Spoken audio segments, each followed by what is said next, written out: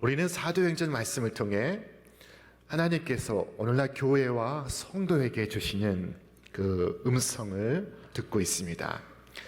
오늘 본문의 말씀은 오늘 사도 바울의 1차 전도 여행의 마지막 순간을 묘사하고 있습니다. 바나바와 사울이 저 시리아 안디옥에서 출발해서 전도 여행을 시작했습니다. 우리 함께 그림을 보시겠습니다. 자, 이들은 실루기아로 내려와서 구브로라는 섬에 당도했습니다. 저 살라미에 도착해서 바보를 거쳐 배를 타고 저 버가에 이르게 됩니다. 자, 버가에 이르러 다시 160km 북쪽의 비시디아의 안디옥에 도착하게 됩니다.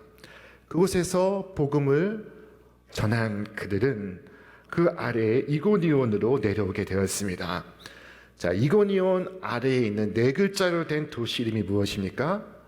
루스라입니다. 자, 이곳에서 바나바와 바울은 선천성 하반신 마비 장애인을 일으켜 세웠습니다.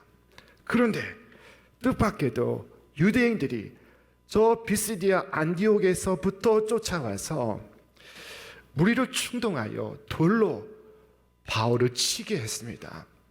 바울이 돌에 맞아서 거의 죽은 바 되어 성 밖으로 이끌려 내쳐지게 되었습니다. 사람들은 그가 죽은 줄 알았습니다. 그런데 바울은 정신을 차렸고 그리고 다시 성으로 돌아왔습니다. 마치 오뚜기처럼 일어나서 피범벅이 되었음에도 불구하고 돌아왔습니다. 그리고 이튿날 더베로 내려가 복음을 전합니다. 바울은 어디에나 복음을 전하는데 큰 성공을 거두지만 동시에 많은 박해를 받습니다. 이것이 일관된 패턴입니다. 그는 어디에나 복음을 전하지만 핍박을 받습니다. 매를 맞고 고생을 하면서 또다시 복음을 전합니다. 이것이 놀라운 일입니다. 핍박은 있으나 그 핍박으로 인해서 그는 중단하지 않습니다. 언제나 그렇습니다. 핍박은 있습니다. 그러나 핍박 때문에 멈추지 않습니다. 이 같은 힘은 어디에서 나오는 것인가? 이 용기는 어디에서 비롯되는 것입니까? 오늘 중요한 말씀이 여기에 있습니다. 두 사도가 오래 있어 주를 힘입어 담대히 말하니 주께서 그들의 손으로 표적과 기사를 행하게 하사 자기 은혜의 말씀을 증언하시니, 주를 힘입어 담대히 말하는 것, 그것이 바울의 전도 여행에서 있었던 일입니다. 신령한 용기는 하늘에서 오고 주님께로부터 오는 것입니다.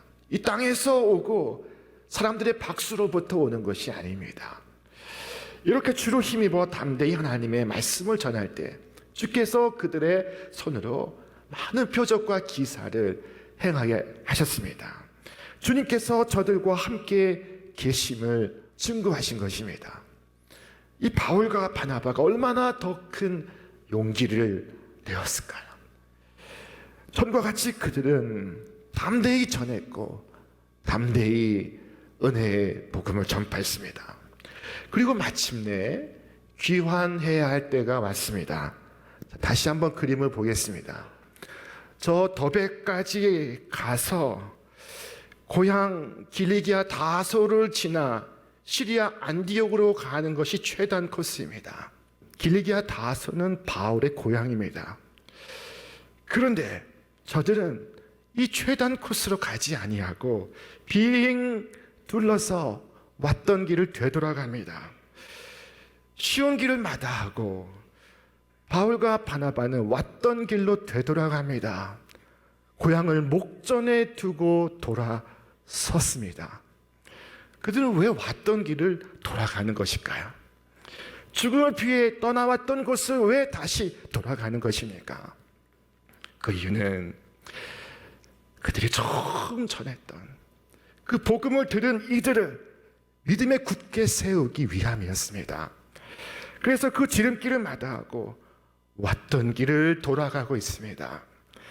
이것은 결단코 쉬운 결정이 아니었습니다. 유대인들이 이를 갈고 있는 것을 알면서 돌아갑니다. 위험을 무릅쓰고 돌아갑니다. 자신이 전도한 신자들을 돌보기 위해, 권면하기 위해 돌아가고 있습니다. 마침내 그들을 만나서 바나바와 바울은 무엇이라고 권면했을까요? 우리 말씀을 같이 읽겠습니다. 제자들의 마음을 굳게 하여 이 믿음에 머물러 있으라 권하고, 또 우리가 하나님의 나라에 들어가려면 많은 환난을 겪어야 할 것이라 하고, 우리가 하나님의 나라에 들어가려면 많은 환난을 겪어야 할 것이다 말했습니다. 사람들이 흔히 말하는 것처럼 예수 믿으면 복 받는다, 예수 믿으면 잘 산다 와는 정반대 이야기를 한 것입니다. 여러분, 천국에 들어가기 위해서 환난을 겪어야 한다는 것입니다. 예수님도 이와 같은 말씀을 하셨습니까? 예, 예수님도 말씀하셨습니다. 의를 위하여 핍박을 받는 자는 복이 있나니 천국이 저들의 것입니다. 나로 말미암아 너희를 욕하고 박해하고 거짓으로 너희를 거슬려 모든 악한 말을 할 때에는 너희에게 복이 있나니 기뻐하고 즐거워하라. 하늘에서 너희의 상이 큼이라. 여러분, 왜 이러한 핍박이 있고 이러한 박해가 있습니까? 자, 그것은 진정한 성도를 구별하기 위함입니다. 가짜 신자들도 예수님 따라서 감람산까지 갈 수 있습니다. 그러나 갈보리까지 올라갈 수가 없습니다. 알곡과 가라지를 구별하는 유일한 시금석이 바로 이 박해의 상황입니다. 진정한 믿음 없이는 박해를 견딜 수 없습니다. 참을 수 없습니다. 박해를 피하여 도망을 갑니다. 박해를 견딘다는 것은 그가 진정한 신앙이라는 것을 의미하는 것입니다. 우리가 세상에서 박해를 받는 것은 주님으로부터 멀어졌음을 의미하는 것이 아니라 오히려 주님과 더 가까이 있음을 증거하는 것입니다. 주께서 뭐라고 말씀하셨습니까? 너희가 세상에 속하였으면 세상이 자기의 것을 사랑할 것이나 너희는 세상에 속한 자가 아니요 내가 도리어 너희를 세상에서 택하였기 때문에 세상이 너희를 미워하느니라. 만약에 이 죄악 많은 세상에서 우리가 모든 사람들로부터 칭찬을 받는다면 하나님께로부터 도리어 책망을 받을 수 있습니다. 모든 사람이 너희를 칭찬하면 화가 있도다, 주께서 말씀하셨습니다. 성경에 나오는 하나님의 위대한 믿음의 사람들을 살펴보십시오. 저들이 박해를 받지 않은 적이 언제입니까? 박해를 받지 않은 자가 과연 누구입니까? 보디발의 집에 호사보다 옥중의 고난을 자처한 요셉, 바로 왕궁의 영광보다 하나님의 백성들과 함께 고난 받기를 선택한 모세, 궁중의 안락함과 편안함보다 사자굴에 빠지기를 선택했던 다니엘, 그리고 전도자의 길을 걸어가고 있는 바울, 이 모두에게 박해가 임하고 있습니다. 세상은 타협하는 성도들을 환영할 준비를 하고 있습니다. 그러나 하나님의 나라는 고난을 받고 있는, 의를 위하여 박해를 받고 있는 성도들을 환영할 준비를 하고 있습니다. 우리 말씀 같이 읽겠습니다. 자녀이면 또한 상속자 곧 하나님의 상속자요 그리스도와 함께한 상속자니 우리가 그와 함께 영광을 받기 위하여 고난도 함께 받아야 할 것이다. 생각하건대 현재의 고난은 장차 우리에게 나타날 영광과 좋게 비교할 수 없도다. 옛날에 한 포악한 왕이 성도들을 붙잡아 왔습니다. 그리고 큰 가마솥에 물을 넣고 펄펄 끓입니다. 그 물 속에 끓여 죽이려고 할 작정입니다. 집행하는 군사가 죽어가는 성도들 보고 있으니 하늘의 천사들이 나타나 제각각 영롱한 면류관을 들고 순교자들의 머리에 씌워주려고 내려오고 있었습니다. 그런데 그 뜨거운 물속에서 견디지 못한 한 성도가 나 이제부터 예수 안 믿겠으니 살려주시오 라고 외쳤습니다. 그 말이 떨어지기가 무섭게 면류관을 든 천사가 낙심한 얼굴로 면류관을 가지고 다시 돌아갑니다. 그 모습을 본 이 집행하는 군사가 그 사람을 끌어내어서 그 자리에 자신이 들어갔습니다. 그때 천사가 다시 내려왔다고 합니다. 결국 마지막까지 견디지 못한 그 사람의 면류관을 이 군사가 대신 차지하고 있습니다. 가룟 유다가 버린 자리를 마띠아가 대신 차지하고 있습니다. 여러분, 우리는 이 복음을 참으로 깨달아야 할 것입니다. 넓은 길을 주님과 함께 걸어가겠다고 하는 안일한 생각을 버려야 합니다. 대우받으며 믿겠다는 생각을 버려야 합니다. 예수 믿는 것은 죽도록 충성하는 길이요, 그 길은 좁은 길이요, 환난을 각오해야 하는 길입니다. 주기철 목사님은 1940년 9월 20일 일본 순사이에서 5번째 체포가 되었습니다. 그것은 마지막 체포였습니다. 주기철 목사님이 아침에 끌려 나올 때 그 길에서 성도 20여 명이 그 길을 배웅하고 있었습니다. 그 자리에서 즉석으로 예배를 드리기 시작했습니다. 그날의 설교가 기록이 되어 전해지고 있습니다. 주님을 위하여 오는 고난을 내가 피하였다가 이 다음 내 무슨 낯으로 주님을 대하오리까? 주님을 위하여 이제 당하는 수욕을 내가 피하였다가 이 다음 주께서 너는 내 이름과 평안과 즐거움을 다 받아 누리고 고난의 자는 어찌하고 왔느냐고 물으시면 나는 무슨 말로 대답하오리까? 주님을 위하여 오는 십자가를 내가 이제 피하였다가 이 다음 주께서 너는 내가 준 유일한 유산인 고난의 십자가를 어찌하고 왔느냐고 물으시면 나는 무슨 말로 대답하오리까? 바울은 훗날 디모데에게 이와 같이 편지를 띄웠습니다. 우리 말씀 같이 읽겠습니다. 나의 교훈과 행실과 의향과 믿음과 오래 참음과 사랑과 인내와 박해를 받음과 고난과 또한 안디옥과 이고니온과 루스드라에서 당한 일과 어떠한 박해를 받은 것을 네가 과연 보고 알았거니와 주께서 이 모든 것 가운데서 나를 건지셨느니라.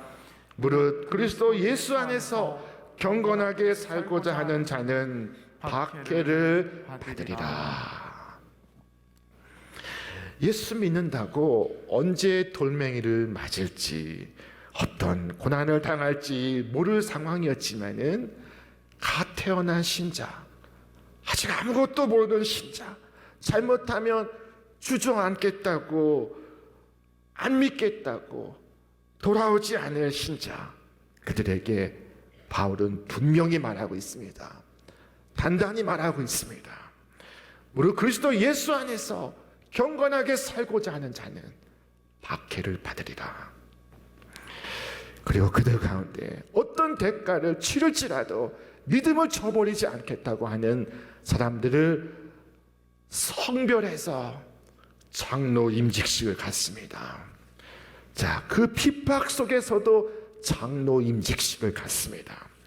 그리고 금식하면서 그들을 주님께 위탁하였습니다. 우리 말씀 같이 읽겠습니다. 각 교회에서 장로들을 택하여 금식 기도하며 그들이 믿는 주께 그들을 위탁하고. 금식하며 기도하며 그들을 위탁합니다. 주님, 이들을 지켜주옵소서. 이들에게 힘을 주시옵소서. 내게 주신 것과 같은 은사를 주시옵소서. 주님의 교회를 위한 이 종들을 지켜주시옵소서. 그것이 그가 할 수 있는 모든 것이었습니다. 바울은 장로 임직식을 갖고 주님께 위탁합니다.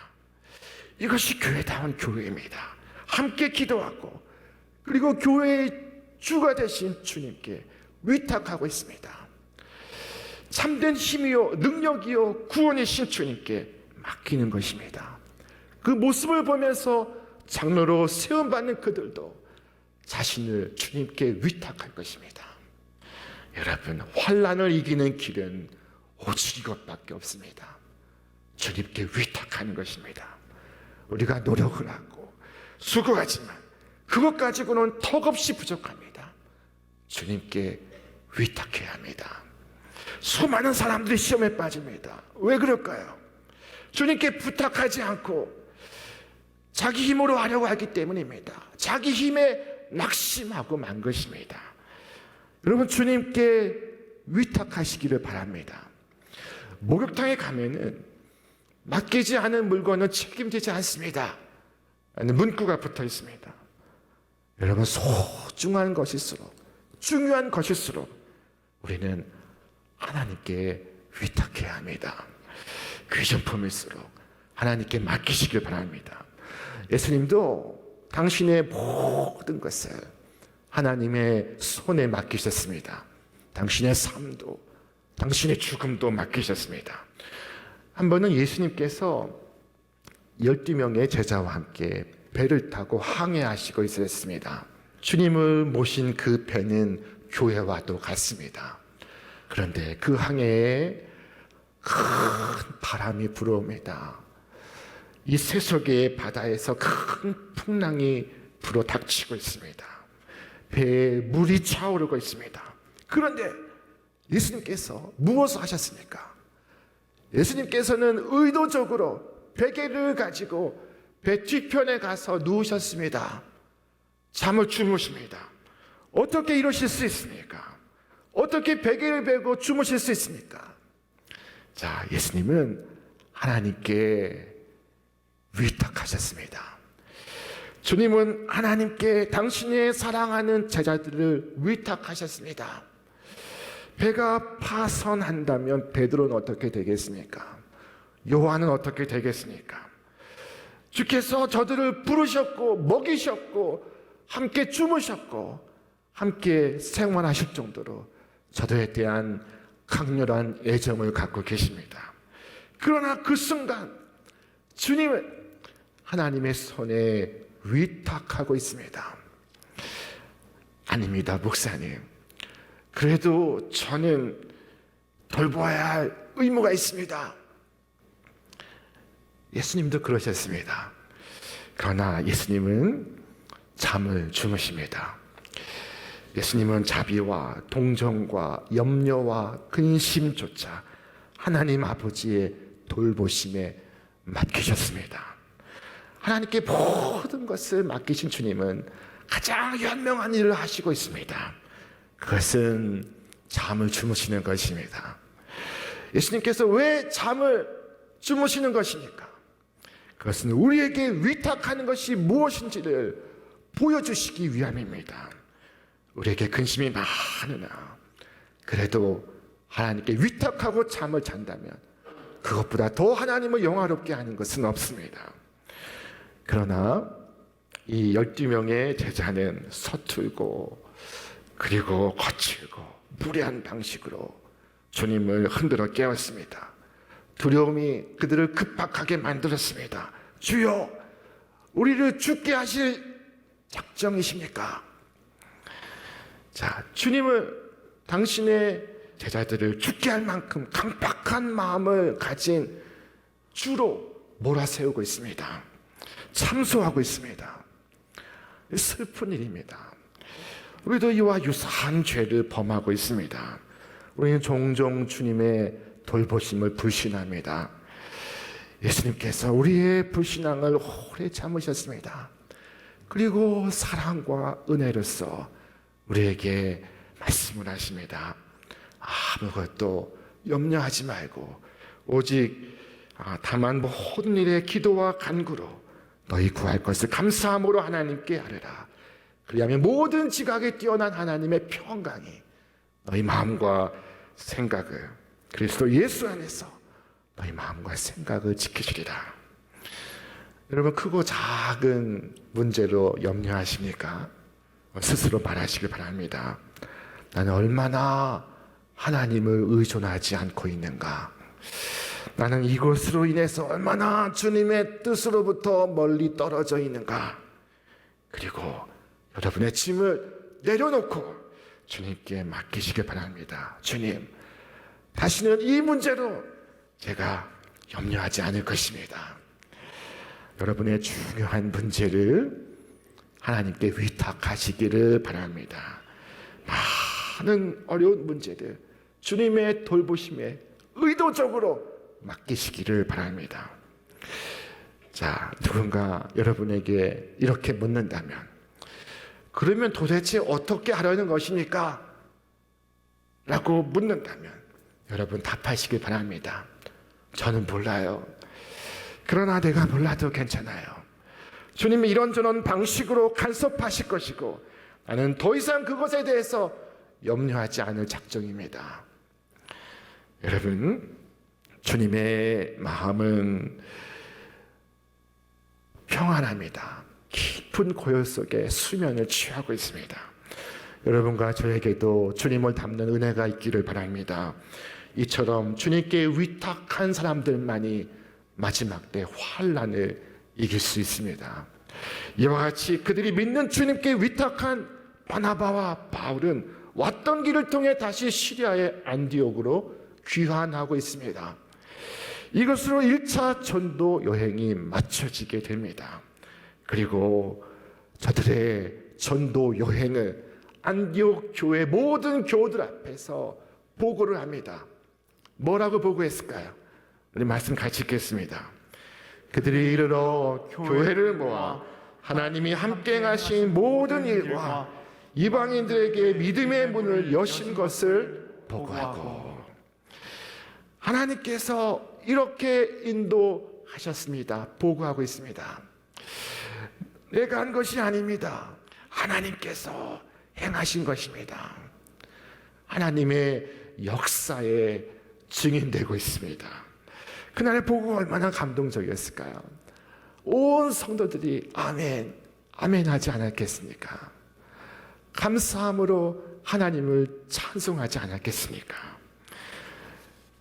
선교 여행을 마치고 되돌아 볼 때 모든 것이 하나님의 은혜입니다. 모든 것은 하나님께서 전적으로 행하시는 하나님의 사역이었고, 바나바와 바울은 하나님의 도구로 부름받은 것이었습니다. 자, 우리 모든 그리스도인들은 저 천국으로 귀환하는 귀성객들입니다. 우리 모든 여행을 마치고 천국 본향에서 주님을 만나는 날, 이 기쁨과 환희의 보고를 주님 앞에 드릴 수 있기를 바랍니다. 이후 바울은 일생이 다하도록 기쁨과 감사함으로 복음을 전하며 가는 곳마다 많은 열매가 맺히고 하나님께 영광을 돌리는 삶을 살아갔습니다. 우리도 이 바울처럼 하나님께 쓰임받기를 원합니다. 하나님 아버지, 제가 하나님 영광 위하여 쓰임받기를 원합니다. 이 인생의 순례길을 걸어가는 동안 호흡이 다할 때까지 최선을 다하여 주님의 영광스러운 복음을 전하는 주님의 자녀가 되기를 원합니다. 이와 같이 기도하시고 이 마음과 이 자세로 이 마지막 때 하나님께 귀하게 쓰임 받으시는 여러분과 제가 되시기를 주님의 이름으로 축원합니다. 축원합니다.